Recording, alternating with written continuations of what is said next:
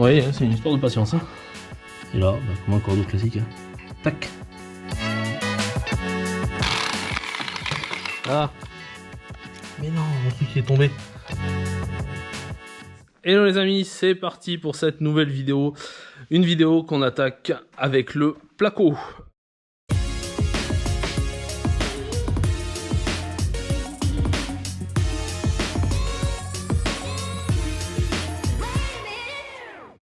Dans cette première partie, on va parler traçage. Voilà, on va faire tout ce qui est traçage, on va essayer de se préparer le boulot au maximum, de se mâcher un petit peu le boulot pour plus tard, de façon à ce que ça tombe bien. Alors j'ai déjà commencé.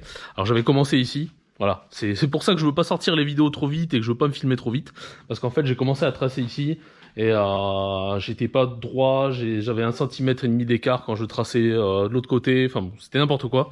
Donc du coup, je me suis dit, ok, allez, je fais une bêtise, ça sert à rien que je montre ça, ça sert à rien que je me filme en train de faire ça. Donc, le but du jeu, ça va être de tracer de ce côté-là. Donc, j'ai déjà commencé, comme je vous le disais.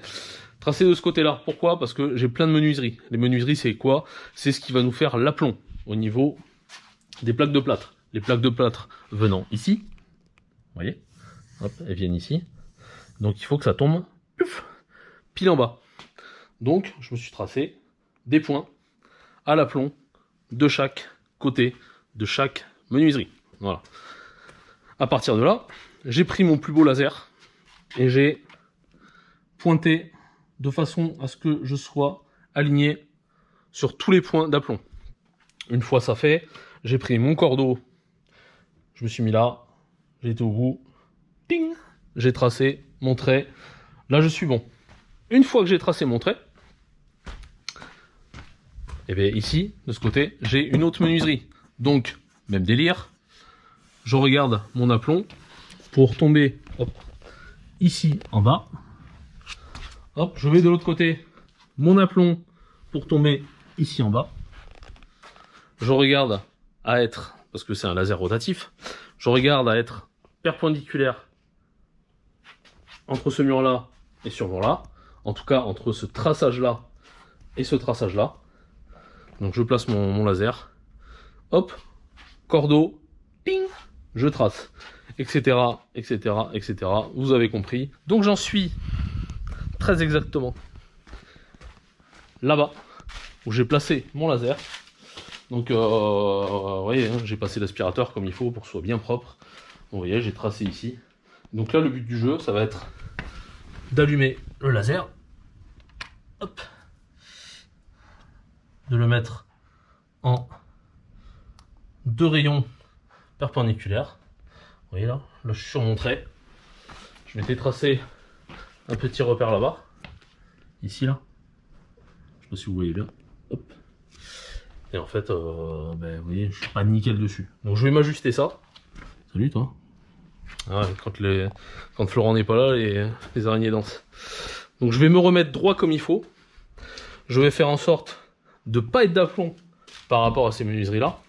Pourquoi? Parce que ça va être une pause. Enfin, ça va être une pause. Il va y avoir une pause en tunnel, on va dire. C'est-à-dire que l'épaisseur d'isolant plus le placo va être plus épais que la menuiserie. Donc du coup, ce qu'il va y avoir, c'est que on va mettre un petit bout de placo comme ça. Hop, un retour. Et ça va être une pause en tunnel. Donc il y aura un petit bout de placo là. Et les menuiseries sont renfoncées à l'intérieur. Tout simplement. Voilà. Allez. Je vais vous poser là, de façon à ce que vous voyez un petit peu ce que je suis en train de faire. Et on va continuer à tracer. Le but du jeu, ça va être de faire tout le tour de la maison. Allez, je vous ai mis sur ma tête. Comme ça. Ce qu'on va faire, on va essayer de bien se remettre par rapport à mon trait là-haut. Allez, c'est parfait. Ok, donc là, je suis bien comme ça. Maintenant, il va falloir que je sois bien comme ça. Donc, pour ce faire, et ici, je vais mettre ma cible, hein, tout simplement. Le laser arrive avec une cible. Autant en profiter. Et en fait, la cible, ça sert que le laser, hop, je sais pas si vous voyez bien, mais on le voit beaucoup mieux que là. Hop, vous voyez là, il apparaît d'un coup là. C'est pas mal.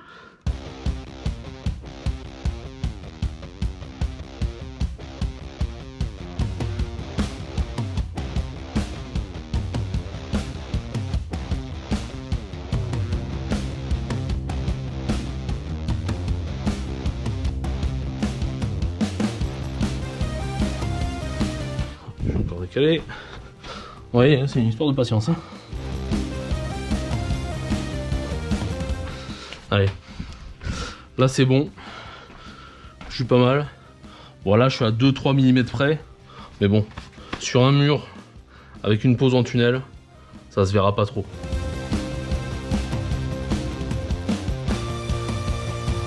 Vous voyez, ça me sert aussi, par exemple, quand il fait très jour ici. C'est très lumineux. Donc là, vous voyez, je vois exactement où est mon trait. Il suffit que je me pose ici, là où ça pointe. Je fais mon trait. Je vais en faire un intermédiaire aussi, on sait jamais, des fois. Et ici, l'intermédiaire. Ok. Et là maintenant, eh ben, système D, hein, je suis tout seul. Donc pour tracer au cordeau, c'est pas forcément évident. Donc le cordeau que voilà. Comment je fais? Eh ben j'ai des tuiles, voilà tout simplement. J'ai des tuiles qui sont ici. Allez, là je suis bon. Je me déroule sur le côté. Alors je sais pas pourquoi. Il pisse la craie le truc. Mais en tout cas, pour éviter de me planter et d'avoir à refaire tout, je déroule sur le côté. Hop, je viens me positionner. Je le tends un peu. Je mets dans l'alignement. Hop. Et là, bah, comme un cordeau classique. Hein. Tac. Et hop, voilà. Et là c'est bon. J'ai tracé ma référence pour le prochain mur.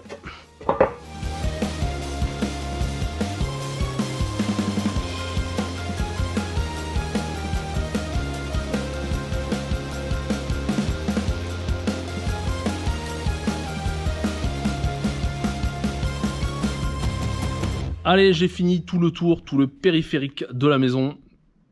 Enfin presque tout le périphérique, j'ai pas fait le garage forcément vu le bazar qu'il y a là-bas. J'ai préféré mettre ça en stand-by, voir un petit peu plus tard quand j'aurai un petit peu plus de place, quand j'aurai dégagé déjà quelques plaques. Et au final, j'ai pas trop été embêté, j'ai juste été embêté au niveau du bureau là-bas, avec la fenêtre du bureau, parce que j'ai un léger défaut d'éclairage. Alors c'est juste sur ce genre-là, juste sur cette partie-là. En fait, c'est légèrement décalé de quelques millimètres. Mais bon, c'est pas grave, hein. Avec le placo, ça devrait pas trop se voir. Quelques millimètres. Je risque peut-être de m'embêter avec le carrelage. On verra ça une autre fois. Et mais voilà, c'est de bon augure tout ça. Magie du montage oblige. Vous allez me voir directement changer et plus transpirant comme maintenant, parce qu'il fait 37 degrés dehors. Je peux vous dire que je tombe des gouttes. Rendez-vous tout à l'heure. Allez, c'est maintenant pour vous, mais tout à l'heure, enfin plus tard pour moi. J'ai décidé de faire les cloisons intérieures, enfin tracer les cloisons intérieures. Ça va me servir à un petit peu voir où c'est qu'on en est au niveau électrique. C'est-à-dire qu'il va falloir que je trace assez vite, enfin que je trace assez vite, que je chemine assez vite dans les combles, tout ce qui est élec. Donc du coup, je vais avoir besoin un petit peu de points de repère que seront les pièces tracées au sol pour savoir si on ne s'est pas trompé, pour savoir si c'est un petit peu cohérent, parce que tracer les trucs sur un plan, prévoir les choses sur un plan, c'est bien, mais des fois on se rend compte dans la réalité que ça colle pas du tout. Donc on a cette souplesse-là de pouvoir faire un petit peu ce qu'on veut, vu que c'est notre chantier et qu'on fait tout. Donc du coup, voilà, on va tracer les pièces, on va voir si les points lumineux, qu'est-ce que t'en penses, est-ce qu'on le décale, est-ce que machin, voilà, Sandrine travaille là, mais quand elle viendra... Comme ça, on pourra un petit peu visualiser la maison et puis la promiscuité des pièces. Est-ce que tu prévois 2 points lumineux ou un seul point lumineux? Enfin, tout ça, on va en discuter ensemble.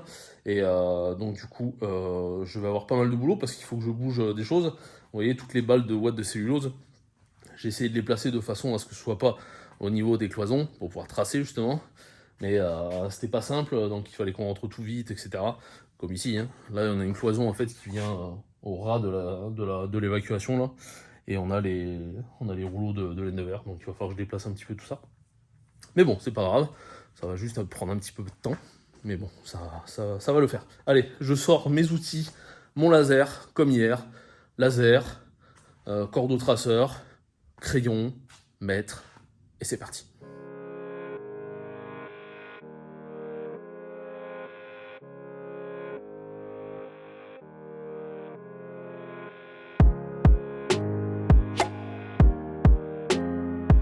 Petite astuce, puisque vous êtes sympa.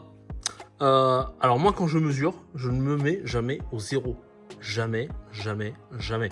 Pourquoi? Parce que c'est pas précis, là. On est ce bazar. Normalement, ça c'est fait pour que quand on est en appui, qu'on mesure en appuyant, ça rentre un peu. Et quand on mesure en tirant, eh ben, en fait, la petite patte s'écarte pour rattraper les 2-3 mm d'épaisseur. Bon, bref. Donc, ce que je fais, moi, ben, je me mets à 10, vous voyez, par exemple. Et hop, je trace à 7. Comme mes cloisons font 7. Mais, plutôt que faire 0,7, je préfère faire 10-17. Au moins, je sais que je suis nickel. Je suis pile en face du 10. Et donc, du coup, je suis pile en face du 17. Voilà.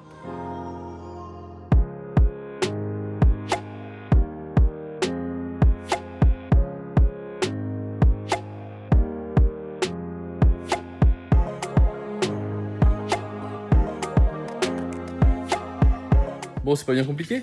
Il suffit de faire attention, de bien calculer, de bien regarder. Le maître mot, pour moi, c'est contrôler. Contrôler, contrôler, contrôler tout le temps.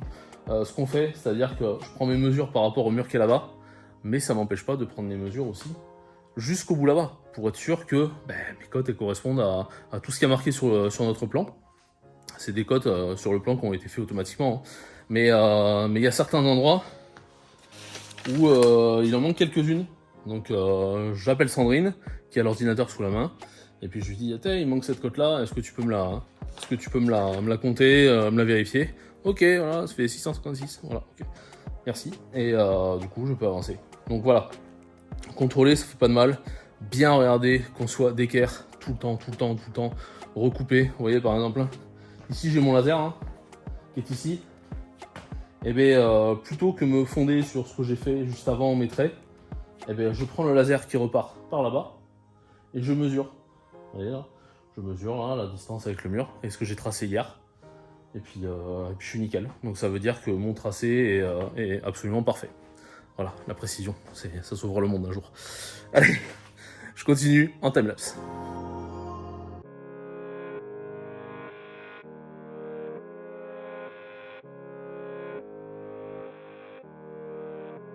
Je trouvais que cette vidéo manquait de rebondissement. Eh bien voilà. Regardez. Ici j'ai mis mon laser, vous voyez là, pour tracer cette cloison de la chambre. Donc je me suis mis bien sur mon trait là, et j'ai mesuré 299,8. 299,8. J'y suis pas là, je suis à 298,8. Il me manque 1 cm, et je tape déjà dans les fourreaux. Alors, la faute à qui? La faute à nous. Enfin, oui, la faute à nous. Donc Sandrine a passé les cotes au maçon pour qu'il place les fourreaux voilà, avant de couler la dalle. Et on s'est trouvé, je sais pas à quel moment, enfin en tout cas, toujours est-il qu'il manque 15 cm. Voilà, les fourreaux devraient être 15 cm, plus vers la porte de garage. Donc il y avait plusieurs solutions s'offrent à nous. Soit on pète la dalle et on déplace tout et il faut refaire un bout de dalle derrière. Solution la plus hardcore, on va dire. La solution où on rogne un petit peu sur la chambre, voilà, tant pis, on décale la cloison de la chambre avec le garage. Mais c'est pas cool parce que 15 cm de moins, ça fait de la surface en moins. Et puis surtout, on va manquer de cohérence entre les deux chambres. C'est-à-dire qu'il y a une chambre qui sera beaucoup plus petite que l'autre. Et du coup, c'est pas terrible. Hein. Si un jour on revend la maison, les gens vont se dire pourquoi elle est aussi petite cette chambre alors que... Bon bref, voilà. Soit on essaye de faire un petit compromis des deux. C'est-à-dire que on essaye de péter un petit peu la dalle, de façon à essayer de replier un peu les fourreaux là, vers l'avant. Il y a la dalle définitive, hein, la dalle liquide qui va venir à la fin, qui va essayer de nous rattraper un petit peu tout ça en étant noyé un peu dedans.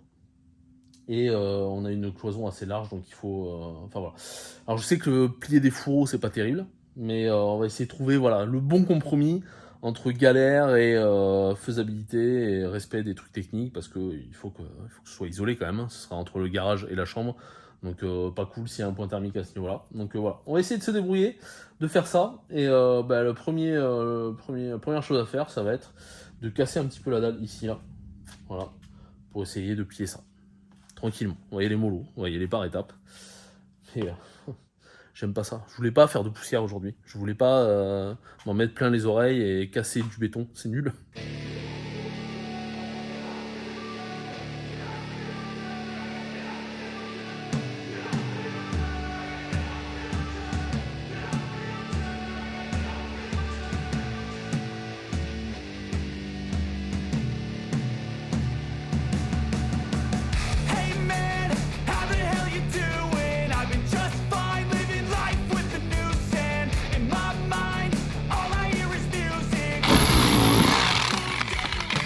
Ah.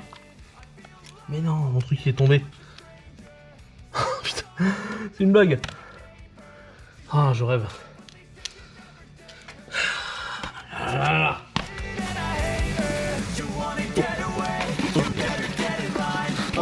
C'est bon, je peux aller chercher mon bureau là-bas.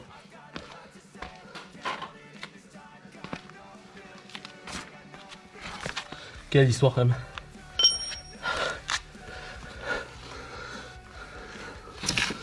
Le problème c'est qu'il est loin quoi.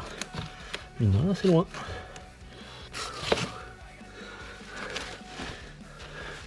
J'espère qu'il n'y a pas des bestioles là, non? Un ragondin.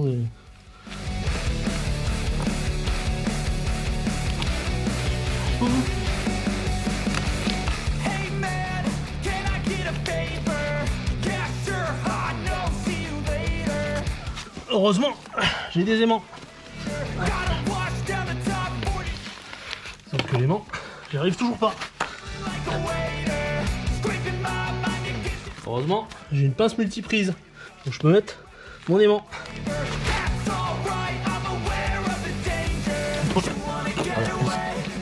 Ah. C'est bon. Voilà, quand ça veut pas, ça veut pas. Allez. Et voilà, j'ai finalement j'ai tout pété. Voilà, j'ai tout pété. Ça marche très bien avec le perforateur et les burins, donc du coup je me suis dit allez, j'ai la disqueuse et tout ça, je vais pouvoir couper les ferrailles qui dépassent. J'ai mon super couteau pour découper l'isolant, ça allait bien pour couper le polystyrène. Il y a une belle épaisseur hein, de polystyrène. Et du coup je vais pouvoir tout décaler comme il faut, et comme ça au moins on sera carré. Il va juste falloir que je réfléchisse à comment je vais isoler tout ça, comment je vais faire. C'est qu'une histoire d'isolant et de voilà.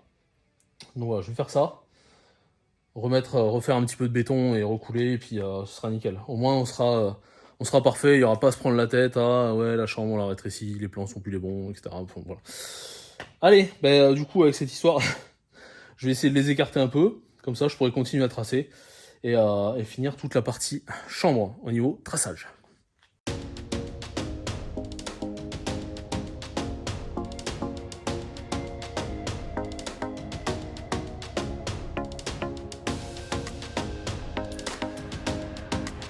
Allez, j'ai encore une petite astuce pour vous. On est un petit peu plus tard dans le projet et à force de passer dans tous les sens, eh ben, mes traits de cordeau se sont effacés. Du coup, qu'est-ce que j'ai fait? Alors, vous voyez, hein, les traits de crayon, ils s'effacent pas trop. Bon, si on insiste, ils vont s'effacer, bien sûr. Mais en fait, tous les angles, tous mes bouts de cloison, etc., j'ai tout passé au marqueur. Le marqueur, le béton, il le boit. Donc, du coup, ça va jamais s'effacer. Vous voyez? Partout, partout, partout. J'ai fait tous mes angles, absolument partout. Du coup, il y aura juste à reprendre le cordeau, retracer tout ça quand il faudra faire les cloisons.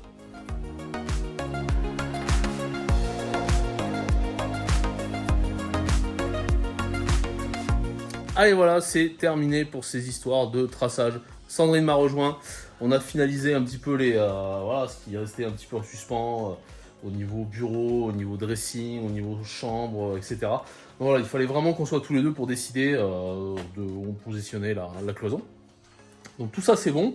Et là vous voyez, hein, on va partir sur le traçage de tout ce qui est point lumineux, voilà, toutes les gaines qu'il va falloir que je chemine, mais tout ça ce sera un petit peu plus tard. Donc pour l'instant, pour cette partie placo, c'est terminé, partie traçage. On vous donne rendez-vous pour la prochaine édition placo. Donc on va attaquer les suspentes, etc. Bref, ça va être super sympa. Et en attendant, n'hésitez pas à mettre un petit pouce bleu pour m'encourager, parce que avec cette chaleur, j'en ai bien besoin. Abonnez-vous pour connaître la suite de cette aventure de construction de maison avec nous, les Smart Builders. Et puis commentez pour me dire ce que vous pensez de tout ça. Et peut-être si vous avez des techniques pour tracer, pour aller plus vite, etc. Je prendrai bonne note pour la prochaine maison. Voilà. Allez, à plus les amis. Ciao.